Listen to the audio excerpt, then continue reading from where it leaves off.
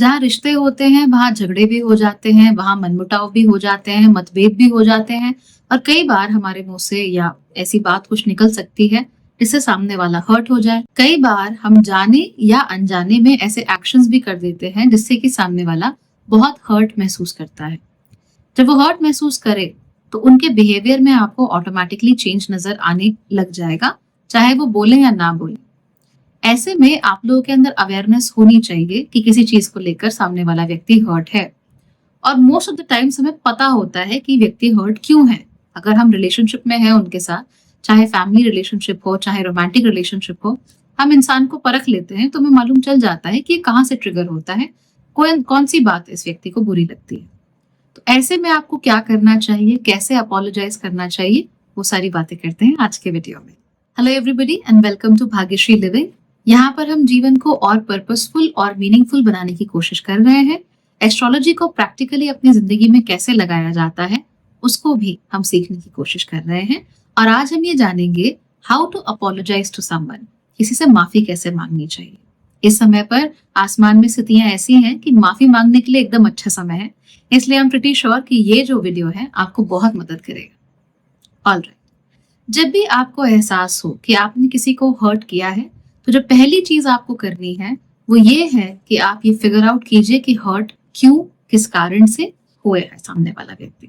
Right, तो मान लीजिए आपकी वाइफ को नहीं पसंद कि आप ज्यादा दूसरी औरतों से बात करो, या फिर मान लीजिए आपके हस्बैंड ने आपके बजाय अपने घर वालों की साइड ली, आपको बुरा लगा इवन दो उनका नुकसान हो रहा था, यू फेल्ट वेरी बैड कि मैं तुम्हारे लिए स्टैंड ले रही थी, तुमने मेरे लिए स्टैंड नहीं लिया। तो ये बहुत कॉमन चीज होती है।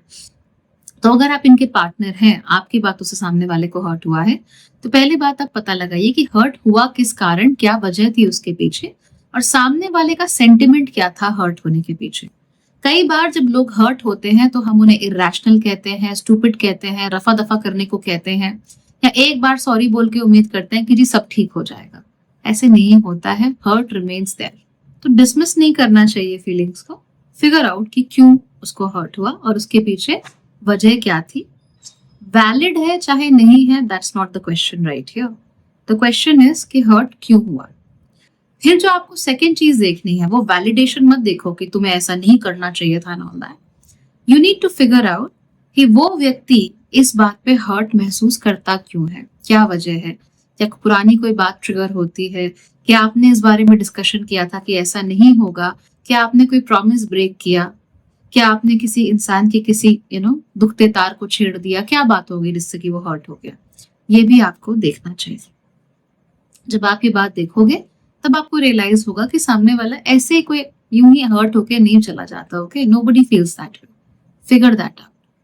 जब आपको ये चीज पता लग जाती है तो एक सही समय ढूंढिए जितना जल्दी हो सके, ताकि वो भी बहुत लंबे समय तक बुरा ना फील करे। बिकॉज अगर आप एक रिलेशनशिप में हैं, चाहे कोई भी रिलेशनशिप है, तो अपनी और दूसरे इंसान की वेल बीइंग आपके लिए ज्यादा जरूरी है। आप जितना जल्दी हो सके अपने मन को स्थिर करके उस व्यक्ति के पास जाइए और उसके बाद सिंसियरली उससे सॉरी कहिए। सॉरी के अलावा आप अपना बिहेवियर कैसे चेंज करेंगे ये भी उस व्यक्ति को जरूर बताइए। तो जैसे आपकी पत्नी आपसे बार बार कहती हैं कि भाई तुमको लूटा जा रहा है, तुम्हारा पैसा खर्च किया जा रहा है, they don't respect you enough. सुनो उसकी बात को एक बार, क्या बात थी, कितनी वैलिड है उसकी बात, और उस बात को लेकर आपका विचार क्या है, उसको क्लियरली उस व्यक्ति के सामने रखो कि मैंने ऐसा इसलिए किया, या मैं भावनाओं में बह गया, या मुझसे गलती हो गई। जो भी बात है क्लियरली बोलना कि ठीक है, मुझे मालूम है कि बार बार मुझे फोन करके पैसों के लिए एक्सप्लॉइट करते हैं, लेकिन जब फोन आता है तो मैं भावनाओं में बह जाता हूँ, मैं डिसीजन नहीं ले पाता, इसीलिए मुझसे ये गलती आज हो गई। उस गलती को सुधारने के लिए आप क्या कर सकते हैं ये भी बताइए कि भाई मुझसे ये गलती हुई है and for us, for the sake of our relationship, ये गलती दोबारा नहीं होगी। अगली बार से जब भी फोन आया करेगा मेरे दूर के रिश्तेदारों का, asking for money and exploiting me, तो अगली बार जब उनका फोन आता है तो मैं उनके साथ डिस्कशन करने से पहले तुमसे बात कर लूंगा या कर लूंगी, या फिर सोच समझ के निर्णय लूंगी and I stand by that. तो यहाँ पर आप क्या कर रहे हो, आप अपोलोजाइज कर रहे हो, अपना जो बिहेवियर है उसे एक्नॉलेज कर रहे हो और उसे चेंज करने के बारे में भी कह रहे हो। अच्छा, अपॉलॉजी डिमांड नहीं करनी चाहिए। Don't demand N apology. कई बार हम ऐसी बातें बोल देते हैं जिससे सामने वाला बहुत ज्यादा हर्ट हो जाता है। इन दैट केस आपको करना क्या है? अपॉलॉजी डिमांड नहीं करनी, उनको टाइम लेने देना है एंड अपना बिहेवियर जैसा आपने चेंज करने का प्रॉमिस किया था आप वो करोगे और वेट करोगे for that person to forgive you and to forget it.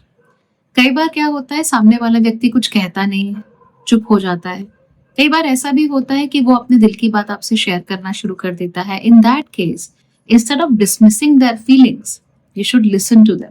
खासतौर पे बच्चों के साथ listen to them, listen to their point of view, और अगर हो सके तो उन्हें एनकरेज भी करो अपना पॉइंट ऑफ व्यू शेयर करने के लिए, ताकि आप आगे बढ़ सको धीमे धीमे करके। बट फोर्स मत करो कि नहीं नहीं नहीं we have to end it right here, मैंने सॉरी बोल दिया तो तुम्हें माफ करना ही है। ऐसे नहीं करते हैं।